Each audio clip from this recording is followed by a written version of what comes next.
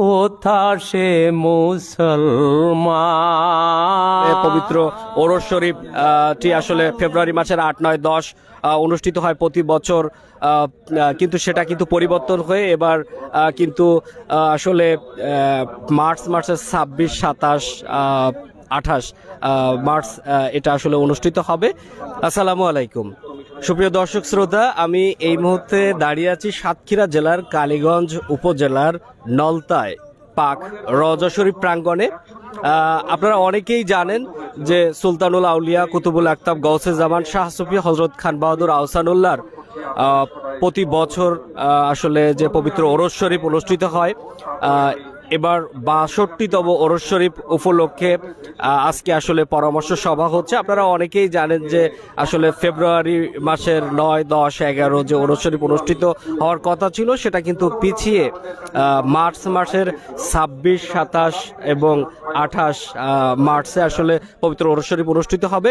তো আজকে যে অনেক মানুষের সমাগম দেখতে পাচ্ছি পবিত্র পাক রওজা শরীফ প্রাঙ্গণে, তো এখানে আসলে পরামর্শ সভা অনুষ্ঠিত হচ্ছে। তো এ বিষয়ে আসলে একটু বিস্তারিত জানবো নলতা কেন্দ্রীয় আহ্বানীয় মিশনের স্বেচ্ছাসেবক এবং নলতা কেন্দ্রীয় আহ্বানীয় মিশনের যতগুলো আসলে অনুষ্ঠান হয় সেগুলোর আসলে সংবাদগুলো সংগ্রহ করেন আবুল কালাম বিন আকবর।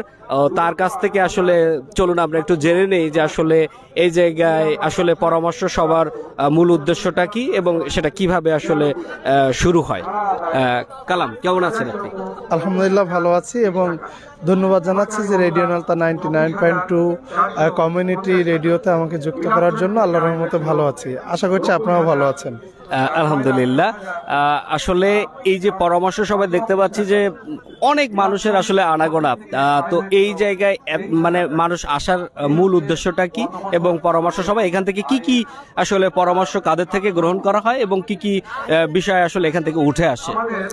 আসলে হজরত খান বাহাদুর আহসানুল্লাহ রহমতুল্লাহ আলাই যখন প্রয়াত হন, পরলোক গমন করেন, তারপর থেকেই হচ্ছে তার এই মৃত্যু দিবসে উপলক্ষে 3 দিন ব্যাপী মাহফিল হয় এবং ওরস শরীফ হয়, যেটা হচ্ছে মিলন মেলা হয়।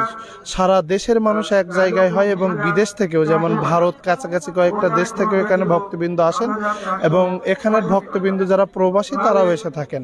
তো আসলে পরামর্শ সভাটা ওই ওরসটা উপলক্ষে করা হয় এবং পরামর্শ সবারই নেওয়া হয়, সাধারণ মানুষের পরামর্শ নেওয়া হয়, বিভিন্ন কর্মকর্তারাও পরামর্শ দিয়ে থাকেন এবং বিশেষ করে সারা দেশে ছড়িয়ে ছিটিয়ে থাকা যে সকল শাখা আহ্বানীয় মিশন রয়েছে সেখানে সদস্যরা, সভাপতি, সেক্রেটারি, সাধারণ সদস্য এবং কেন্দ্রীয় আহ্বানীয় মিশনের সাধারণ সদস্য, সভাপতি এবং ম্যানেজিং কমিটির সম্মিলিত একটা মিলন মেলা হয়ে এখানে পাক রওজা শরীফ প্রাঙ্গণে যে ওরস মাহফিলটি হবে এবং পুরা নলতা শরীফ জুড়ে যে বিশাল একটা কাণ্ড হয়, বিশাল একটা ওরস মাহফিলের অনুষ্ঠান হয়, সে সম্পর্কে এখানে মূলত আলোচনাগুলো হয়ে থাকে। ধন্যবাদ। সুপ্রিয় দর্শক শ্রোতা, আপনারা নিশ্চয়ই আসলে শুনলেন আবুল কালাম বিন আকবর আসলে যেমনটা বলতেছিলেন। আসলে এখানে লক্ষ লক্ষ মানুষ আসলে এই পবিত্র ওরস শরীফের সময় আসলে আসেন এবং বলছিলেন যে আসলে পরামর্শ সভা এই পবিত্র ওরস শরীফ উপলক্ষে যে আজকে যে পরামর্শ সভাটি অনুষ্ঠিত হচ্ছে 62তম ওরস শরীফ উপলক্ষে, তো আজকের এই পরামর্শ সভায় এখানে আসলে নলতা কেন্দ্রীয় আহ্বানীয় মিশনের যতগুলো শাখা মিশন রয়েছে সেখান থেকে সভাপতি, সেক্রেটারি বা সাংগঠনিক তারা আসেন, ওই মিশনের সদস্যরা, এবং তাছাড়াও এই জায়গায় আমন্ত্রিত যে অতিথি আছে, সাধারণ যারা মানুষ আছে তারাও এখানে পরামর্শ দেওয়ার সুযোগ পান। এটি এতগুলো মানুষ এখানে যে আজকে আসছে পরামর্শ সভায়, তো এই মানুষগুলো দেখতে পাচ্ছি সবাই সুশৃঙ্খল ভাবে বসে আছে, কোনো হট্টগোল বা কোনো ঝামেলা নেই। কিন্তু অন্য কোনো একটা অনুষ্ঠানে গেলে দেখা যায় যে আসলে সে জায়গায় একটা হট্টগোল লেগে যায়, নানা রকম ঝামেলা, কোনো চিল্লা চিল্লি কোনো কিছুই নাই। তো এইটার কারণটা কি?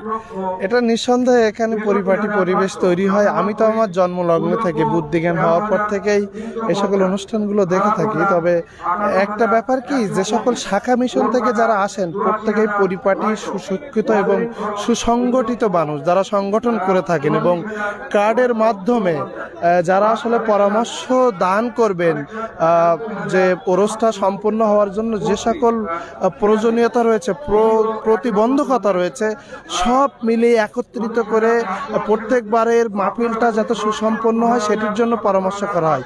অর্থাৎ প্রত্যেকটা শাখা মিশনের বা কেন্দ্রীয় মিশনের এবং অন্যান্য সাধারণ মানুষের সুসংগঠিত যে সকল মানুষগুলো রয়েছে তাদের আমন্ত্রণ করে এখানে অনুষ্ঠানটা করা হয়। এটার জন্য এখানে পরিবেশটা এত সুন্দর হয়, আর এখানে হট্টগোল হওয়ার কোনো রকম সুযোগ নেই।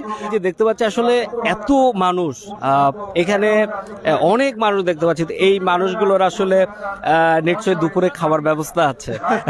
তো সেটা কি, এবং সেটা প্রতি বছর যেটা দেওয়া হয় সেটা কি এবছরও সেরকম আছে নাকি কিছু ব্যতিক্রম?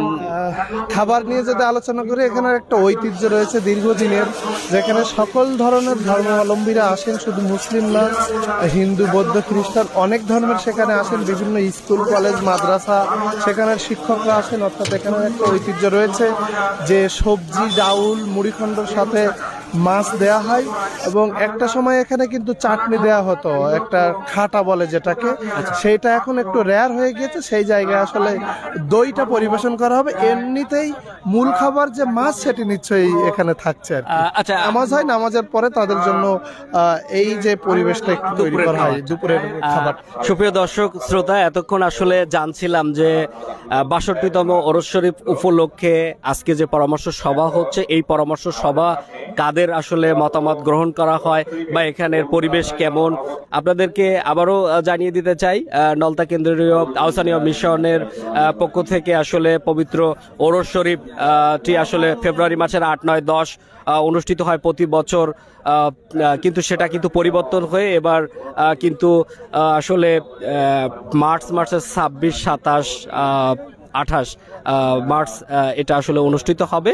তো সকলকে ওরস শরীফে আসার জন্য আমন্ত্রণ থাকলো নলতা কেন্দ্রীয় আহ্বানীয় মিশনের পক্ষ থেকে, তাই তো? থ্যাংক ইউ, আপনাকে ধন্যবাদ। আপনাদের সবাইকে ধন্যবাদ।